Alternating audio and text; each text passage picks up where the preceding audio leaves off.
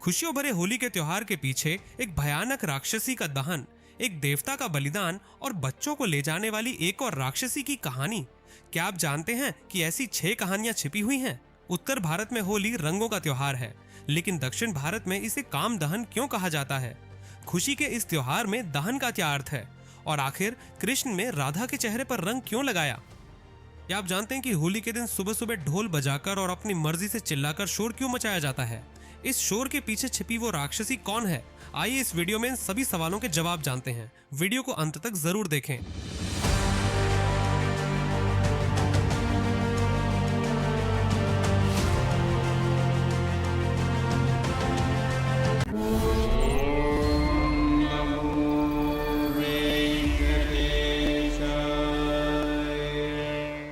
भारत में सबसे उत्साह, खुशी और रंगों के साथ मनाए जाने वाले त्योहारों में होली सबसे आगे है। वसंत ऋतु के आगमन का स्वागत करते हुए ये त्योहार फाल्गुन मास की पूर्णिमा के दिन मनाया जाता है।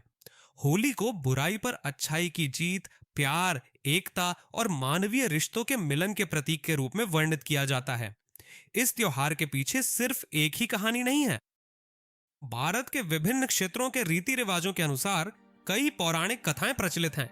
आइए होली के त्योहार के पीछे की सबसे प्रसिद्ध और महत्वपूर्ण कहानियों के बारे में विस्तार से जानते हैं। पहली है प्रहलाद की भक्ति और होलिका दहन, बुराई पर अच्छाई की जीत। होली के त्योहार का नाम आते ही सबसे पहले हमें होलिका दहन की याद आती है। ये कहानी विष्णु भक्त प्रहलाद और राक्षस राज हिरण्यकश्यप के इर्द गिर्द घूमती है। कृत युग में हिरण्यकश्यप नाम का एक राक्षस राजा था। उसने ब्रह्मा जी की घोर तपस्या की और एक दुर्लभ वरदान प्राप्त किया कि उसे न दिन में, न रात में, न घर के अंदर, न बाहर, न मनुष्य द्वारा, न जानवर द्वारा और न ही किसी शस्त्र द्वारा मृत्यु प्राप्त हो। उस वरदान के अहंकार में उसने आदेश दिया कि उससे बड़ा कोई नहीं है और तीनों लोकों में हर किसी को उसे भगवान की तरह पूजना चाहिए। वो देवताओं और मनुष्यों को बहुत प्रताड़ित करता था, लेकिन विचित्र बात यह थी कि उस राक्षस राजा के घर श्री महाविष्णु के परम भक्त प्रहलाद का जन्म हुआ। प्रहलाद दिन रात ओम नमो नारायण कहते हुए विष्णु नाम का स्मरण करते रहते थे। अपने शत्रु विष्णु की अपने ही बेटे द्वारा पूजा किया जाना हिरण्यकश्यप के लिए बिल्कुल असहनीय हो गया। उसने प्रहलाद को बदलने की बहुत कोशिश की, उसे डराया, धमकाया, लेकिन प्रहलाद की भक्ति के आगे कुछ काम नहीं आया। इससे क्रोधित होकर हिरण्यकश्यप ने अपने सगे बेटे की परवाह किए बिना प्रहलाद को मारने के कई रास्ते खोजे। उसने उसे पहाड़ से नीचे फेंकवा दिया, जहरीले सांपों से डसवाया और मतवाले हाथियों से कुचलवाया, लेकिन हर बार श्री महाविष्णु अदृश्य रूप में प्रहलाद की रक्षा करते रहे।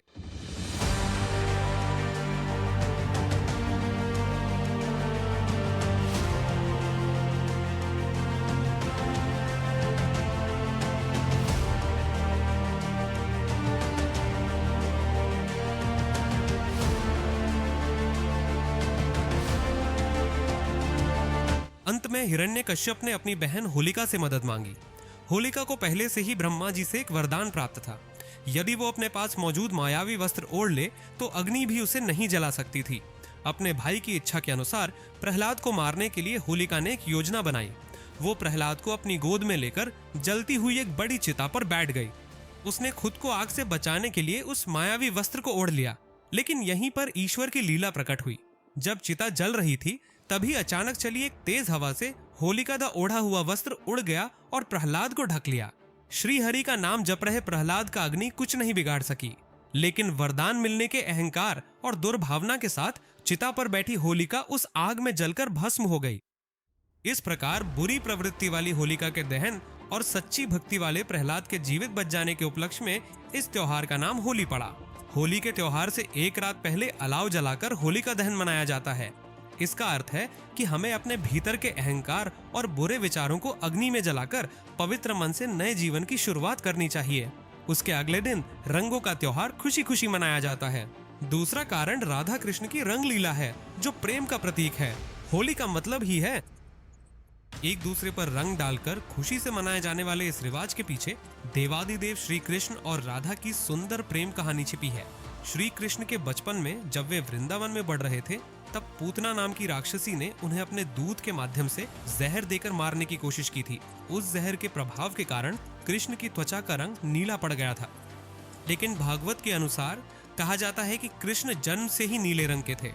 युवा होने पर श्री कृष्ण अपनी रंगत देखकर थोड़े दुखी होते थे। खासकर जब उनकी प्रेमिका राधा बहुत गोरी और सुंदर थी, तो वे अपनी माँ यशोदा से मासूमियत से पूछते थे कि मैं काला हूँ और राधा गोरी है, क्या वो मुझे पसंद करेगी? कृष्ण की मासूमियत पर हंसते हुए यशोदा ने कहा, कान्हा, रंग में क्या रखा है, प्रेम तो मन से जुड़ा होता है। अगर तुम्हें ऐसा लगता है तो जाओ और अपना पसंदीदा रंग राधा के चेहरे पे लगा दो, तब तुम दोनों एक जैसे दिखोगे। उन्होंने मजाक में सलाह दी। माँ की बात सुनकर कृष्ण बहुत खुश हुए और अपने ग्वाल बाल मित्रों के साथ नंद गांव से बरसाना गांव गए, जहां राधा रहती थी। वहां उन्होंने राधा और अन्य गोपियों के चेहरों पर रंग लगाया और उन पर रंगीन पानी डालकर मस्ती की। गोपियां भी कृष्ण और उनके मित्रों को लाठियों से मजाक में खदेड़ते हुए रंगों का खेल खेलती हैं। राधा और कृष्ण के बीच हुआ ये शरारती रंगों का खेल धीरे धीरे एक बड़े उत्सव में बदल गया। उनके पवित्र प्रेम और खुशी के प्रतीक के रूप में इस रंगों के त्योहार को मनाना शुरू किया गया।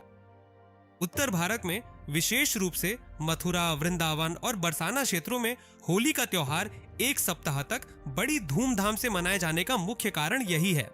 बरसाना में आज भी लठमार होली के नाम से एक परंपरा चली आ रही है, जहां महिलाएं मजाक में पुरुषों को लाठियों से मारती हैं और रंग डालती हैं। तीसरा है भगवान शिव और कामदेव का वृत्तांत। दक्षिण भारत में विशेष रूप से तमिलनाडु, आंध्र प्रदेश और तेलंगाना जैसे राज्यों में होली को काम दहन के रूप में जाना जाता है। इस दिन मन्मथ यानी कामदेव के बलिदान को याद किया जाता है।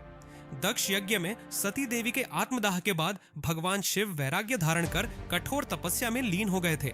उसी समय तारकासुर नाम का एक राक्षस वरदान पाकर वो तीनों लोगों को सताने लगा। उसे वरदान मिला कि उसकी मृत्यु केवल शिव के पुत्र के हाथों होगी। शिव तपस्या में लीन थे। लोक कल्याण के लिए शिव और पार्वती का विवाह आवश्यक था।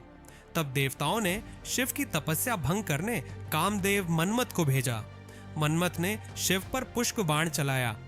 इससे भगवान शिव की तपस्या भंग हुई और उन्होंने अत्यंत भीषण क्रोध में अपनी तीसरी आंख खोल दी। उस प्रचंड ज्वाला में मन्मथ जलकर पूरी तरह से भस्म हो गए। बाद में मन्मथ की पत्नी रति के अत्यंत दुखी होकर किए गए विलाप पर महादेव ने दया कर उन्हें फिर से पुनर्जीवित किया। पर तब से मन्मथ का कोई भौतिक शरीर नहीं रहा, वे केवल एक अदृश्य भावना बनकर सबके मन में बस गए। जिस दिन कामदेव ने अपनी देह त्यागी थी, उस दिन को आज भी होली और कामदहन के पावन रूप में श्रद्धा से मनाते हैं। ये शारीरिक इच्छाओं को त्याग कर आध्यात्मिक प्रेम का उत्सव मनाने का एक महान पर्व भी है। चौथी है ढूंढी राक्षसी की कहानी, बच्चों के शोर के पीछे का रहस्य। होली पर बच्चे और बड़े मिलकर चिल्लाते हैं, ढोल बजाते हैं और खूब शोर मचाते हुए त्योहार मनाते हैं। इसके पीछे उत्तर भारत की ढूंढी राक्षसी की कहानी है। प्राचीन काल में जब महाराज रघु राज्य करते थे, ढूंढी नाम की एक भयानक राक्षसी थी। शिव की कृपा से उसे एक विचित्र वरदान प्राप्त था। देवताओं, मनुष्यों, शस्त्रों, सर्दी या गर्मी से उसकी मृत्यु नहीं हो सकती थी। उस वरदान के अहंकार में वो राज्य में घुस आई और खासकर छोटे बच्चों को उठाकर ले जाती और उन्हें बुरी तरह प्रताड़ित करती थी। राजा के लिए भी उसका सामना करना संभव नहीं था। तब राजा ने अपने राजपुरोहित वशिष्ठ मुनि से सलाह मांगी। वशिष्ठ ने उस राक्षसी की एकमात्र कमजोरी बताई। उन्होंने कहा कि अगर सभी बच्चे एक साथ मिलकर चिल्लाएं, अब शब्दों का प्रयोग करें और शोर मचाएं, तो वो उस शोर को सहन नहीं कर पाएगी और भाग जाएगी। एक विद्वान पुरोहित की सलाह मानकर फाल्गुन पूर्णिमा के शुभ दिन पर गांव के सभी बच्चे एक साथ इकट्ठा हुए। उन्होंने मिलकर विशाल आग जलाई, जोर जोर से ढोल बजाए और उस दुष्ट राक्षसी को कोसते हुए खूब शोर मचाया। उस भारी शोर और नन्हे बच्चों के अद्भुत साहस से डरकर वो भयानक ढूंढी राक्षसी हमेशा हमेशा के लिए वहां से भाग गई। राक्षसी के आतंक से मुक्ति मिलने की अपार खुशी में सभी बच्चों ने हवा में गुलाल और रंग उड़ाए। उसी जीत की याद में आज भी होली के पावन पर्व पर लोग ढोल बजाते और खुशी से चिल्लाते हुए इस जश्न को धूमधाम से मनाते हैं। पांचवा प्रसंग है पूतना वध की कथा। भगवान श्री कृष्ण की इस अद्भुत कहानी में पूतना का प्रसंग हम सभी विस्तार से जानते हैं। भारत के कुछ विशेष क्षेत्रों में होली को पूतना वध के प्रतीक के रूप में ही मनाते हैं। दुष्ट कंस ने नन्हे बाल कृष्ण को मारने के लिए राक्षसी पूतना को भेजा था। उसने एक अत्यंत सुंदर गोपी का रूप धारण किया और बिना किसी संदेह के माता यशोदा के पावन घर जाकर बाल कृष्ण को अपना जहरीला दूध पिलाया। परंतु साक्षात भगवान विष्णु के अवतार श्री कृष्ण ने दूध के साथ साथ उस राक्षसी के प्राण भी खींच लिए।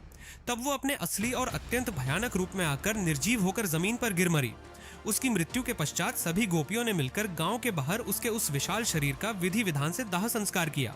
पौराणिक कथाओं में पूतना को घोर अंधकार और सर्दियों की गहरी निराशा का एक प्रतीक माना जाता है।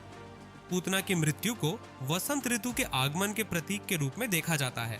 इसीलिए पूतना दहन की याद में कुछ जगहों पर अलाव जलाकर त्योहार मनाया जाता है।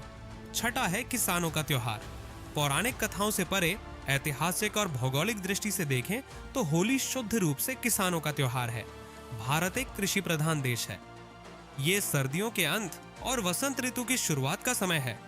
ये वो समय है जब किसान अपनी सर्दियों की फसल घर लाते हैं। फसल कटने की खुशी में प्रकृति और धरती माता के प्रति आभार व्यक्त करते हुए किसान होली मनाते हैं। वे अलाव जलाते हैं और नई फसल की बालियों को अग्निदेव को प्रसाद के रूप में अर्पित करते हैं। हल्दी, कुमकुम और पलाश के फूलों से बने प्राकृतिक रंगों को एक दूसरे पे लगाकर वे प्रकृति में आ रहे बदलाव का स्वागत करते हैं। समय के साथ विभिन्न पौराणिक कथाओं और भौगोलिक परिस्थितियों के मेल से होली का त्योहार एक शानदार सामाजिक उत्सव बन गया है। ये केवल देवताओं की कहानियों तक ही सीमित नहीं रहा। ये त्योहार हमें सिखाता है कि जैसे वसंत के आगमन पर प्रकृति हरियाली और नए फूलों से खिल उठती है, वैसे ही इंसानों का जीवन भी खिलना चाहिए। होली के दिन अमीर गरीब जाति धर्म का भेद मिटाकर सब एक हो जाते हैं और गुलाल लगाकर गले मिलते हैं। पुरानी दुश्मनी और नफरत भुलाकर दुश्मनों से भी दोस्ती करने का ये महान त्योहार है। गुजिया और लड्डू जैसी मिठाइयां बांटते हुए वे नाच गाकर खुशियां बांटते हैं। होली का त्योहार हमें एक ही संदेश देता है, मन की बुराई को आग में जलाकर जीवन को प्यार, दोस्ती और खुशी के रंगों से सुंदर बनाना चाहिए।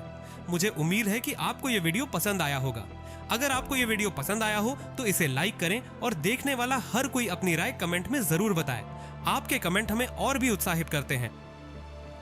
आप किस तरह के वीडियो देखना चाहते हैं कमेंट जरूर करें, हम उन्हें बनाने की पूरी कोशिश करेंगे।